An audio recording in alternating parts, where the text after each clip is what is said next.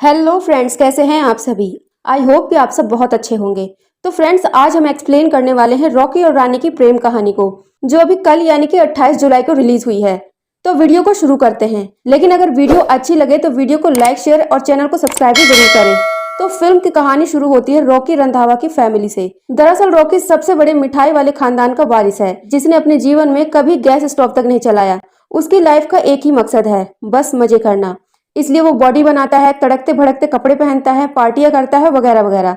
उसे अंग्रेजी बोलनी नहीं आती, मगर वो बोलता है। रॉकी अपनी जॉइंट फैमिली के साथ रहता है, जहां उसकी दादी धन लक्ष्मी अपने सख्त कानूनों से पूरे घर पर राज करती है। और ये है दादी के इशारों पर चलने वाला रॉकी का पिता तिजोरी और याददाश्त गंवा चुके दादाजी, जिनकी याददाश्त कभी कभी वापस आ जाती है, मगर धन लक्ष्मी उनका जरा भी ख्याल नहीं रखती। साथ ही ये है रॉकी की माँ, जो कि अपने पति को परमेश्वर मानती हैं और अपने सारे सपनों के साथ उन्होंने समझौता कर लिया है। रॉकी की अपने दादाजी के साथ बहुत बनती है। रॉकी की एक बहन भी है, जिसका नाम है गायत्री। वो मोटापे की शिकार है, इसी वजह से उसकी शादी भी नहीं हो पा रही और वो छुप छुप कर ट्रेडिंग भी करती है, लेकिन उसने ये बात किसी को भी नहीं बताई। अब आगे हम रॉकी को एक क्लब में डांस करते हुए देखते हैं, लेकिन यहाँ उसके पिता तिजोरी और दादी धन लक्ष्मी आ जाती है। दरअसल इस क्लब में एक इवेंट होने वाला था, इसलिए सभी को इनवाइट किया गया था और उसमें दादाजी भी आए हुए थे। और यहाँ पर जब एक पुराना सॉन्ग चलाया जाता है तो कमल जी की कुछ पुरानी यादें वापस आ जाती हैं और वो अपनी व्हील चेयर से एक औरत के पास जामुनी जामुनी बोलते हुए चले जाते हैं और उसके गाल को चूम लेते हैं। ये देखकर सभी हैरान हो जाते हैं। अगले दिन जब डॉक्टर कमल जी का इलाज कर रहे थे, तब वो जामुनी जामुनी ही बोले जा रहे थे। रॉकी ये सब देखकर बहुत हैरान था कि हम हमेशा इनके सामने ही रहते हैं और हमारा नाम याद ना करके किसी जामुनी नाम की औरत को याद कर रहे हैं। अब रॉकी जब अपने दादाजी की डायरी चेक करता है तो उसमें भी जामुनी नाम की लड़की की फोटो थी, जिसके पीछे जामुनी का एड्रेस भी लिखा हुआ था। रॉकी अपने बेस्ट फ्रेंड के साथ मिलकर जामुनी जी का इन्फॉर्मेशन निकालता है।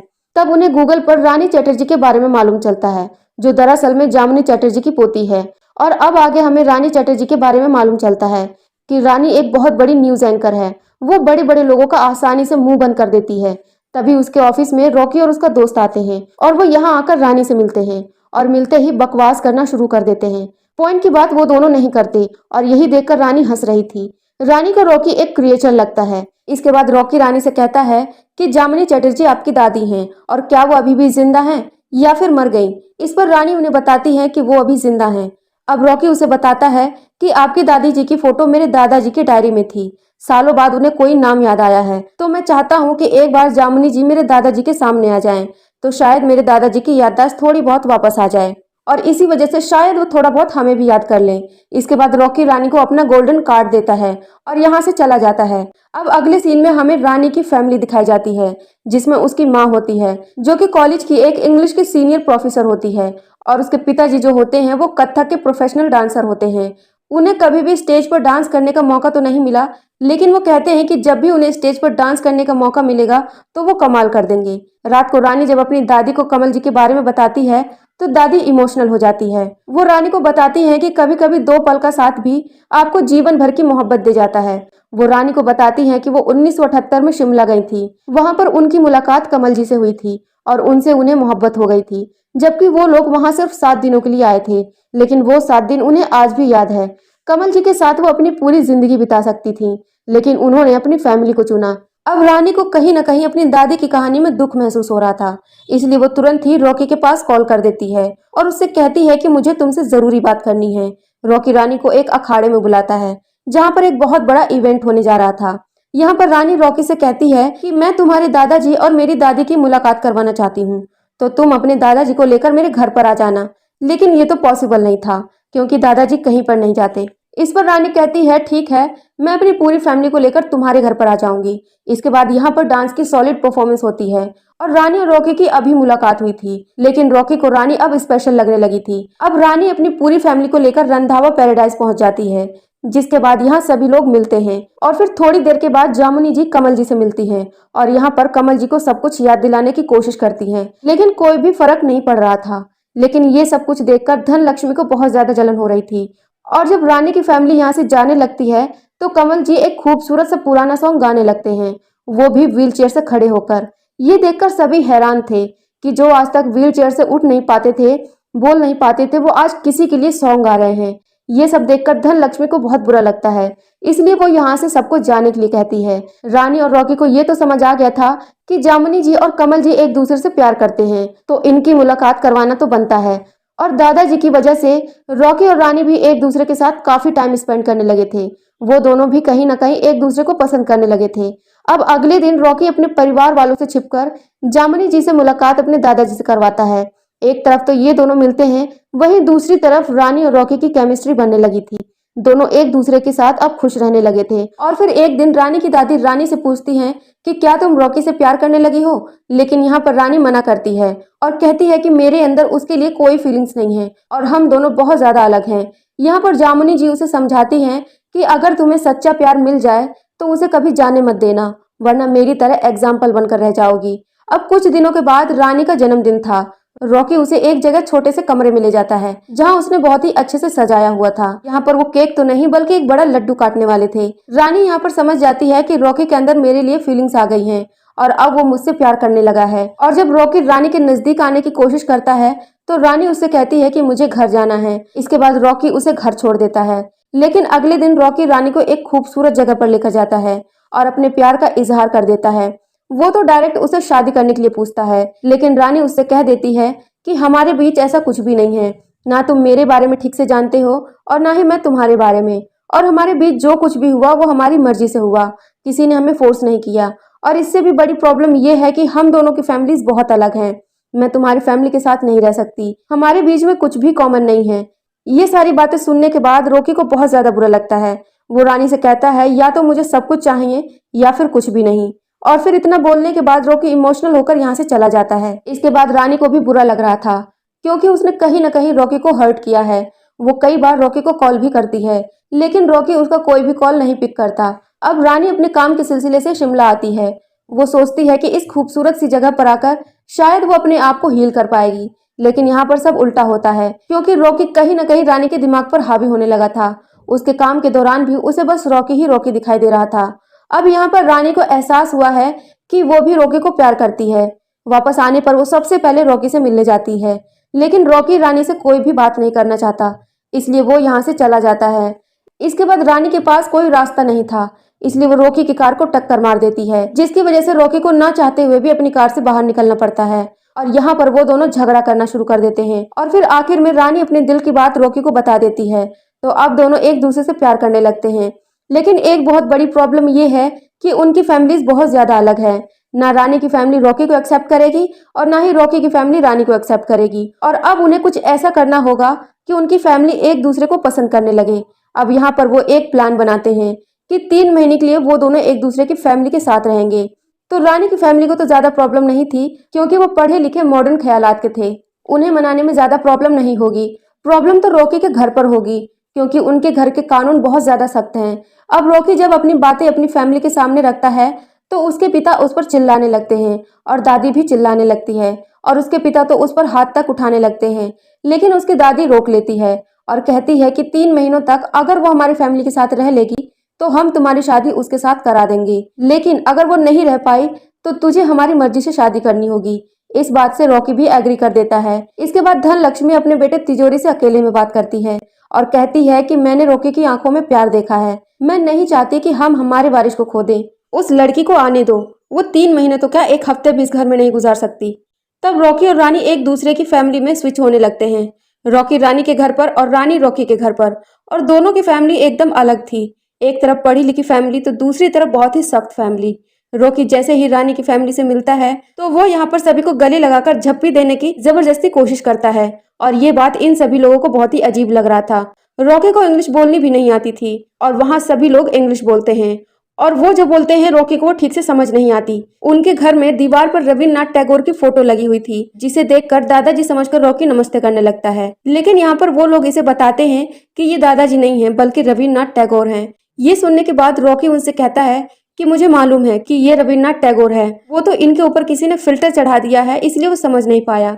अब यहाँ दूसरी तरफ रॉकी के घर पर माता रानी की आरती हो रही होती है, तो रानी भी जल्दी से वहां पर पहुंच जाती है।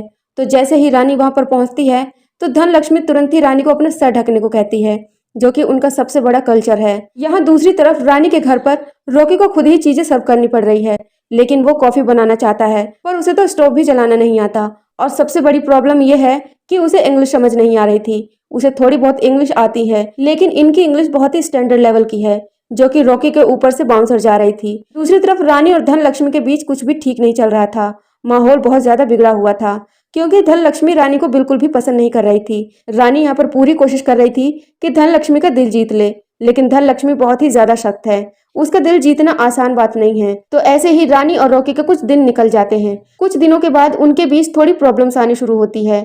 जब रानी के यहाँ कुछ कल्चर प्रोग्राम हो रहे थे तो रॉकी यहाँ पर आता है, लेकिन उसे देखकर रानी की माँ उसे कहती है कि यहाँ पर सभी पढ़े लिखे लोग हैं और तुम्हारे कुछ भी समझ नहीं आएगा, इसलिए तुम एक काम करो, अपने कमरे में जाकर वर्कआउट करो। ये सुनने के बाद रॉकी को बहुत ज्यादा बुरा लगता है, क्योंकि यहाँ के कुछ लोग उसे देखकर हंस भी रहे थे, जो कि रॉकी को बिल्कुल भी पसंद नहीं आया था। यहाँ पर रॉकी ने कुछ भी नहीं बोला और चुपचाप वहां से चला जाता है। और दूसरी तरफ रानी जो है वो रॉकी की माँ और उसकी बहन के साथ दोस्ती करना शुरू कर देती है। रॉकी की बहन को ट्रेडिंग करना पसंद है और वो चोरी छुपे करती है। और रॉकी की माँ को गाना गाना बहुत पसंद है और वो बहुत ही अच्छा गाती हैं। वो पहले प्रसार भारती में गाया करती थी। उसे आशा भोसले बनना था, लेकिन शादी हो जाने के बाद उसने अपने सपनों के साथ समझौता कर लिया। यहाँ पर रानी रॉकी की माँ और बहन को सपोर्ट करने लगती है, लेकिन रॉकी की दादी को रानी बिल्कुल भी पसंद नहीं थी। वो किसी भी तरह से बस रानी को यहाँ से निकालना चाहती थी।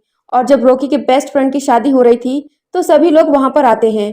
शादी में रानी की पूरी फैमिली भी आई हुई थी और धन लक्ष्मी को बहुत ही अच्छे से मालूम था कि उन लोगों को कैसे बेइज्जत किया जाए। तो धन लक्ष्मी स्टेज पर अनाउंस करवा देती है कि रानी के पिता चंदन बहुत ही अच्छा डांस करते हैं। और सभी के कहने पर चंदन स्टेज पर पहुंच जाता है और उनका तो ये सपना होता है कि वो पूरी पब्लिक के सामने स्टेज पर डांस करें। लेकिन ये पंजाबियों की शादी थी और वो कथक करते हैं। कथक करना तो वैसे एक कला है, लेकिन इन सभी को देखकर वो डांस बहुत ही अजीब लग रहा था और सभी लोग उनका मजाक उड़ाने लगते हैं। और पूरी की पूरी पब्लिक यहाँ पर चंदन के ऊपर हंस रहे थे। ये देखकर वो शर्मिंदा होकर अपने घर चले जाते हैं। उनके पीछे पीछे रॉकी भी जाता है और यहाँ पर रॉकी सबकी तरफ से माफी मांगता है।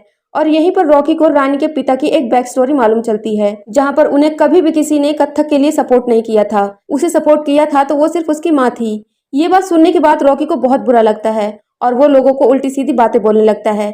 ये सुनने के बाद रानी टोंट मारती है, जिसे सुनने के बाद रॉकी उन्हें एक बहुत ही इमोशनल से स्पीच देता है। और इतना बोलने के बाद वो उन सभी को इमोशनल कर देता है और सबको इम्प्रेस भी। रानी के घर वालों ने तो रॉकी को एक्सेप्ट कर लिया था, लेकिन रानी को अभी एक्सेप्ट करना बाकी था। अब अगले दिन से जिस इंसान को स्टोव जलाना नहीं आता था वो सभी के लिए कॉफी बनाने लगा था। वो उन सभी के साथ खुश रहने लगा था और वो लोग भी रॉकी के साथ बहुत ही खुश थे। लेकिन दूसरी तरफ माहौल अभी भी बहुत ज्यादा बिगड़ा हुआ था, क्योंकि धन लक्ष्मी रानी को बिल्कुल भी पसंद नहीं कर रही थी। जिसके बाद रानी के घर से माँ दुर्गा की पूजा के लिए इन्विटेशन आता है और सभी को वहां पर जाना पड़ता है। तो अब रॉकी की पूरी फैमिली यहाँ पर आई हुई थी और यहाँ पर रानी के पिता चंदन कथक की एक परफॉर्मेंस देने वाले थे। शुरुआत में तो वो डांस करते हैं, लेकिन थोड़ी देर बाद रॉकी भी उनका साथ देता है और उनके साथ कथक का एक सॉलिड परफॉर्मेंस देता है, जो देखकर रॉकी के घर वालों को मतलब धन लक्ष्मी और तिजोरी को बिल्कुल भी अच्छा नहीं लगता। जिसके बाद सभी लोग यहाँ पर डांस करते हैं, जो देखकर धन लक्ष्मी को बहुत ज्यादा बुरा लगता है और वो बीच आरती से यहाँ से चली जाती है। उनके पीछे पीछे रॉकी भी जाता है। रॉकी उन्हें रोकने की कोशिश करता है, लेकिन उनके बीच में झगड़ा हो जाता है। रॉकी के पिता रानी की फैमिली के बारे में उल्टा सीधा बोल रहे थे, जो कि रानी ने सुन लिया था, जिसके बदले में रानी भी उन्हें उल्टा सीधा सुनाने लगती है और गुस्से गुस्से में रानी रॉकी के पिता के हाथ को झटक देती है, जिससे रॉकी को ऐसा लगा था जैसे रानी ने रॉकी के पिता के ऊपर हाथ उठा दिया हो। ये देखकर रॉकी को बहुत ज्यादा बुरा लगता है और वो भी रानी को उल्टी सीधी बातें सुनाने लगता है। रानी उससे कहती है कि आज के बाद वो उससे कभी नहीं मिलेगी और ये रिश्ता यहीं पर खत्म होता है। अब दोनों फैमिलीज अपने अपने घर पहुंचते हैं। रानी की फैमिली का माहौल एकदम अलग था, क्योंकि वो सभी लोग रॉकी को पसंद करने लगे थे। रानी को ऐसा लग रहा था कि रॉकी हमारे लिए ठीक नहीं है, लेकिन रानी की फैमिली के हिसाब से रॉकी एकदम परफेक्ट है। यहाँ दूसरी तरफ रॉकी की फैमिली का माहौल एकदम अलग था। सभी लोग रॉकी को बुरी तरह से चिल्ला रहे थे और यहाँ पर मालूम चलता है कि रॉकी की माँ ने सॉन्ग का ऑडिशन दे दिया है, जिस वजह से तिजोरी उनके ऊपर हाथ उठाने लगता है। यहाँ पर बीच में ही रॉकी उन्हें रोकता है और कहता है कि जब रानी ने तुम्हारे ऊपर हाथ उठाया था तब मैंने उसे छोड़ दिया था, जबकि उसने तो तुम्हारे ऊपर हाथ भी नहीं उठाया था। अब तुम ऐसी औरत के ऊपर हाथ उठा रहे हो जिसे मैं भगवान मानता हूँ, तो फिर मुझे ये रिश्ता भी तोड़ना होगा। लेकिन तभी यहाँ पर कमल जी अपने बेटे तिजोरी को पुकारते हैं, जो कि उन्होंने सालों से नहीं किया था। यहाँ पर कमल जी तिजोरी से कहते हैं कि फैमिली को कभी भी मत तोड़ना, और इतना बोलने के बाद ये उनके आखिरी शब्द थे। जिसके बाद वो परलोक सिधार जाते हैं, जिनके जाने के बाद रॉकी का बहुत बुरा हाल था और कहीं न कहीं उनके बेटे तिजोरी का भी, क्योंकि कहीं न कहीं तिजोरी की आंखें भी पूरी तरह से खुल चुकी थी। और जब कमल जी का अंतिम संस्कार हो रहा था तब यहाँ पर जामुनी भी आई थी और आखिरी बार उसने कमल जी को प्रणाम किया था। जिसके बाद हम रॉकी की माँ और पिता को बात करते हुए देख पाते हैं। यहाँ पर तिजोरी अपनी पत्नी से माफी मांगता है और कहता है कि मैंने बहुत सारी गलतियां की है जिन्हें माफ करना बहुत मुश्किल होगा, लेकिन मैं आज से वादा करता हूँ कि मैं सारी गलतियां सुधारने की पूरी कोशिश करूंगा। और यहाँ पर वो अपनी माँ यानी कि धन लक्ष्मी से भी आर्ग्यूमेंट कर लेता है और उनसे झगड़ा कर लेता है। अब कुछ महीनों के बाद रानी के घर पर सभी को बैठा हुआ देख पाते हैं। यहाँ पर तिजोरी भी आए हुए थे और तिजोरी की पत्नी पूनम भी आई हुई थी। दरअसल ये सभी रॉकी के लिए रानी का रिश्ता लेकर आए थे और वो रानी से कहते हैं कि तुम्हारा बाहर कोई इंतजार कर रहा है। ये सुनने के बाद रानी दौड़ते हुए बाहर जाती है, जहाँ पर रॉकी उसका इंतजार कर रहा था पूरी बारात के साथ। और यहाँ पर वो दोनों एक दूसरे को सभी के सामने माफ कर देते हैं और हमेशा साथ रहने का वादा करते हैं। और फिर आखिर में इन दोनों की धूमधाम से शादी हो जाती है और दादी मतलब धन लक्ष्मी ने भी रानी को अपना लिया था। तो दोस्तों ये थी फिल्म रॉकी और रानी की प्रेम कहानी। उम्मीद है आपको वीडियो पसंद आई होगी। वीडियो पसंद आए तो वीडियो को लाइक और चैनल को सब्सक्राइब जरूर कीजिए।